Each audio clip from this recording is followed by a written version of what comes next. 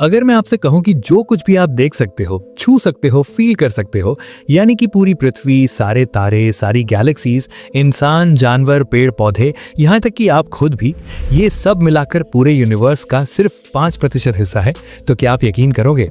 जी हाँ, सिर्फ 5%। बाकी का 95% यूनिवर्स ऐसी चीजों से बना है जिसे हम देख नहीं सकते, छू नहीं सकते, और सबसे डरावनी बात यह है कि हम आज तक पूरी तरह से समझ भी नहीं पाए हैं कि ये आखिर है क्या। साइंटिस्ट ने इन्हें नाम दिया है डार्क मैटर और डार्क एनर्जी, और आज की इस वीडियो में हम इन दोनों के बारे में इतनी गहराई से बात करेंगे कि आपका पूरा यूनिवर्स देखने का नजरिया ही बदल जाएगा। चलो सबसे पहले बात करते हैं डार्क मैटर की। अब ये नाम सुनकर आपको लग रहा होगा कि ये कोई काला पदार्थ होगा, जैसे कोयला या कुछ और, बट नहीं। डार्क का मतलब यहाँ पर काला नहीं बल्कि इनविजिबल है, यानी कि अदृश्य। ये ऐसी चीज है जो ना तो लाइट को एमिट करती है, ना अब्सॉर्ब करती है, और ना ही रिफ्लेक्ट करती है। इसीलिए हम इसे किसी भी टेलीस्कोप से देख नहीं सकते, चाहे वो कितना भी पावरफुल क्यों ना हो। अब आप सोच रहे होंगे कि अगर हम इसे देख नहीं सकते तो साइंटिस्ट को कैसे पता चला कि ऐसी कोई चीज एग्जिस्ट भी करती है? तो यहाँ पर एक बहुत ही इंटरेस्टिंग स्टोरी है। 1930s में एक स्विस एस्ट्रोनॉमर थे जिनका नाम था फ्रिट्ज ज़्विकी। ये स्पेस में बहुत दूर गैलेक्सीज को ऑब्जर्व कर रहे थे। अब पहले ये समझ लो कि गैलेक्सी क्या होती है। जैसे हमारा सोलर सिस्टम है जिसमें सन है और उसके अराउंड प्लैनेट्स घूम रहे हैं, ठीक वैसे ही गैलेक्सी एक बहुत बड़ा फैमिली होता है जिसमें अरबों खरबों स्टार्स होते हैं जो एक साथ घूम रहे होते हैं। हमारी अपनी गैलेक्सी का नाम है मिल्की वे। अब ऐसी बहुत सारी गैलेक्सीज जब एक ग्रुप में साथ साथ रहती हैं तो उसे गैलेक्सी क्लस्टर कहते हैं, बिल्कुल वैसे जैसे एक शहर में बहुत सारे मोहल्ले होते हैं। तो ज़्विकी एक ऐसे ही गैलेक्सी क्लस्टर को देख रहे थे। अब यहाँ पर एक सिंपल एग्जांपल से समझो। सोचो कि कुछ बच्चे एक गोल सर्कल में हाथ पकड़कर खड़े हैं और घूम रहे हैं। अगर वो बहुत तेज घूमेंगे तो क्या होगा? उनके हाथ छूट जाएंगे और सब बिखर जाएंगे। बट अगर सब बच्चे बहुत मजबूती से हाथ पकड़े हों तो वो तेज घूमने के बावजूद भी साथ रह सकते हैं। अब ज़्विकी ने देखा कि इस क्लस्टर में गैलेक्सीज बहुत तेजी से घूम रही थी, इतनी तेज कि उन्हें कब का बिखर जाना चाहिए था, बिल्कुल वैसे जैसे तेज घूमने पर बच्चों के हाथ छूट जाते। बट गैलेक्सीज बिखर नहीं रही थी, वो अभी भी एक साथ बंधी हुई थी। मतलब कोई तो इनविजिबल ताकत है जो इन्हें रोक कर रखी हुई है, बिल्कुल वैसे जैसे कोई अदृश्य रस्सी सब बच्चों को बांधे हुए हो जो दिखाई नहीं दे रही। ज़्विकी ने इसी इनविजिबल चीज को नाम दिया मिसिंग मास, बट उस टाइम पर किसी ने उनकी बात को सीरियसली नहीं लिया। फिर करीब 40 साल बाद 1970s में एक अमेरिकन एस्ट्रोनॉमर वेरा रूबिन ने एक और शॉकिंग डिस्कवरी की। ये इंडिविजुअल गैलेक्सीज की रोटेशन स्पीड मेजर कर रही थी। अब नॉर्मली आप एक्सपेक्ट करोगे कि जैसे हमारे सोलर सिस्टम में प्लैनेट्स सन के करीब होने पर ज्यादा तेज घूमते हैं और दूर होने पर स्लो, वैसे ही गैलेक्सी के सेंटर के पास के स्टार्स ज्यादा तेज घूमने चाहिए और बाहर वाले स्लो। बट वेरा रूबिन ने जो ऑब्जर्व किया वो कंप्लीटली अनएक्सपेक्टेड था। गैलेक्सी के बाहरी स्टार्स भी उतनी ही तेजी से घूम रहे थे जितने की सेंटर वाले। ये तो ग्रेविटी के लॉज के अकॉर्डिंग पॉसिबल ही नहीं था, अनलेस वहां पर कोई इनविजिबल मास ना हो जो एक्स्ट्रा ग्रेविटी प्रोवाइड कर रही हो। और इसी इनविजिबल मास को हम आज डार्क मैटर कहते हैं। अब आप सोच रहे होंगे कि ये डार्क मैटर बना किस चीज से है, तो ऑनेस्टली हमें अभी तक एग्जैक्टली पता नहीं है, बट साइंटिस्ट्स के पास कुछ थ्योरी जरूर हैं।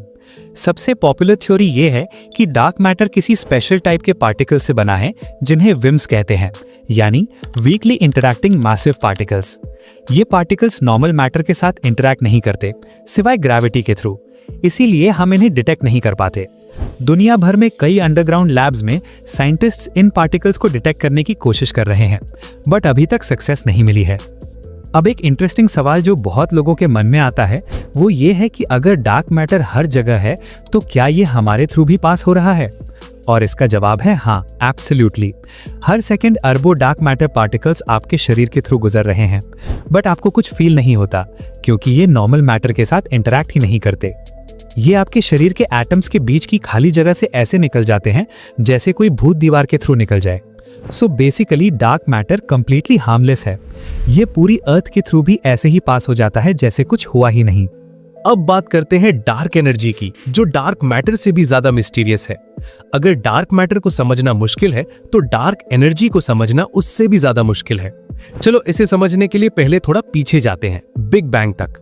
अब बिग बैंग के बारे में एक बहुत कॉमन मिसकंसेप्शन है कि ये एक बॉम्ब की तरह एक्सप्लोजन था जिसमें मैटर चारों तरफ बिखर गया, बट एक्चुअली ऐसा नहीं था।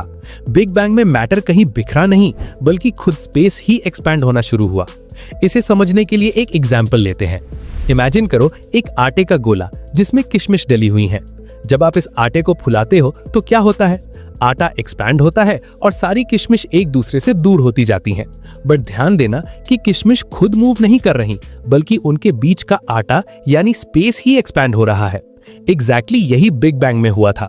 स्पेस इटसेल्फ एक्सपैंड होना शुरू हुआ और गैलेक्सीज एक दूसरे से दूर होती गईं। अब साइंटिस्ट्स ने हमेशा यही सोचा था कि बिग बैंग के बाद से यूनिवर्स की एक्सपेंशन स्पीड धीरे धीरे स्लो हो रही होगी, क्योंकि ग्रेविटी तो मैटर को पुल करती है ना, तो एक्सपेंशन को स्लो करना चाहिए। साइंटिस्ट सोच रहे थे कि शायद एक दिन यूनिवर्स की एक्सपेंशन भी स्लो होकर रुक जाएगी और फिर शायद ग्रेविटी सब कुछ वापस एक पॉइंट पर खींच लेगी, जिसे वो बिग क्रंच कहते थे। बट 1998 में दो अलग अलग टीम्स ऑफ साइंटिस्ट्स ने एक शॉकिंग डिस्कवरी की जिसने पूरी फिजिक्स की दुनिया को हिला कर रख दिया। इन्होंने डिस्टेंट सुपरनोवे को ऑब्जर्व करके पता लगाया कि यूनिवर्स की एक्सपेंशन स्लो नहीं हो रही बल्कि एक्सेलरेट हो रही है। मतलब कि गैलेक्सीज एक दूसरे से पहले से भी ज्यादा तेजी से दूर जा रही हैं। ये तो कंप्लीटली अनएक्सपेक्टेड था। ग्रेविटी को तो एक्सपेंशन स्लो करनी चाहिए थी, बट यहां तो उल्टा हो रहा था। कोई मिस्टीरियस फोर्स है जो ग्रेविटी के अगेंस्ट काम कर रही है और यूनिवर्स को और तेजी से एक्सपैंड करा रही है। इसी मिस्टीरियस फोर्स को साइंटिस्ट्स ने नाम दिया डार्क एनर्जी, और इस डिस्कवरी के लिए इन साइंटिस्ट्स को 2011 में नोबेल प्राइज मिला। अब डार्क एनर्जी एग्जैक्टली क्या है ये अभी तक कोई नहीं जानता, बट एक थ्योरी ये है कि ये खुद एम्प्टी स्पेस की ही प्रॉपर्टी है। मतलब कि जहां पर कुछ भी नहीं है, सिर्फ खाली स्पेस है, वहां पर भी एक एनर्जी है जो स्पेस को एक्सपैंड करने की कोशिश कर रही है। और जैसे जैसे स्पेस एक्सपैंड होता है, ज्यादा एम्प्टी स्पेस क्रिएट होती है, और ज्यादा एम्प्टी स्पेस का मतलब ज्यादा डार्क एनर्जी, और ज्यादा डार्क एनर्जी का मतलब और ज्यादा फास्ट एक्सपेंशन। ये एक एंडलेस साइकिल है जो यूनिवर्स को फास्टर एंड फास्टर एक्सपैंड करा रहा है। अब एक डरावना सवाल जो बहुत लोग पूछते हैं कि क्या डार्क एनर्जी कभी प्लैनेट्स या अर्थ को भी अपार्ट कर देगी? तो अभी के लिए आंसर है नहीं। डार्क एनर्जी सिर्फ बहुत बड़े स्केल्स पर काम करती है, जैसे गैलेक्सीज की बीच की स्पेसेस पर। गैलेक्सीज के अंदर जो ग्रेविटी है वो इतनी स्ट्रांग है कि डार्क एनर्जी का इफेक्ट उस पर नेग्लिजिबल है। इसीलिए हमारी मिल्की वे गैलेक्सी, हमारा सोलर सिस्टम और हमारी अर्थ पूरी तरह से सेफ है। बट अगर डार्क एनर्जी और भी स्ट्रांग होती गई बिलियंस ऑफ ईयर्स में, तो कौन जाने क्या होगा। कुछ साइंटिस्ट्स की एक थ्योरी है जिसे बिग रिप कहते हैं।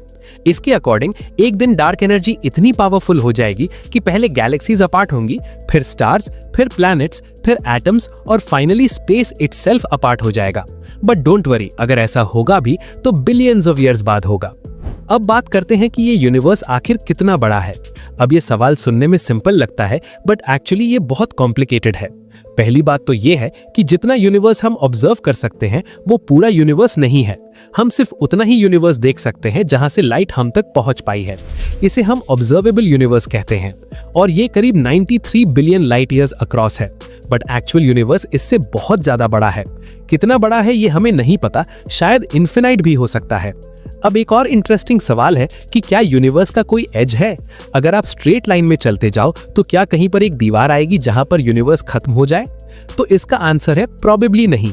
साइंटिस्ट्स का मानना है कि यूनिवर्स या तो इन्फिनाइट है जिसका कोई एज ही नहीं है, या फिर ये एक स्पेशल शेप में कर्व्ड है। इसे समझने के लिए इमेजिन करो अर्थ की सरफेस। अगर आप अर्थ पर स्ट्रेट लाइन में चलते जाओ तो आप कभी किसी एज पर नहीं पहुंचोगे, बल्कि घूम फिरकर वापस उसी जगह पहुंच जाओगे जहां से शुरू किया था, क्योंकि अर्थ की सरफेस कर्व्ड है। कुछ साइंटिस्ट्स का मानना है कि शायद 3D यूनिवर्स भी इसी तरह कर्व्ड है, तो टेक्निकली आप किसी भी डायरेक्शन में जाते जाओ, आप कभी किसी एज पर नहीं पहुंचोगे। तो ये थी डार्क मैटर, डार्क एनर्जी और यूनिवर्स की पूरी कहानी। Stay curious, keep learning.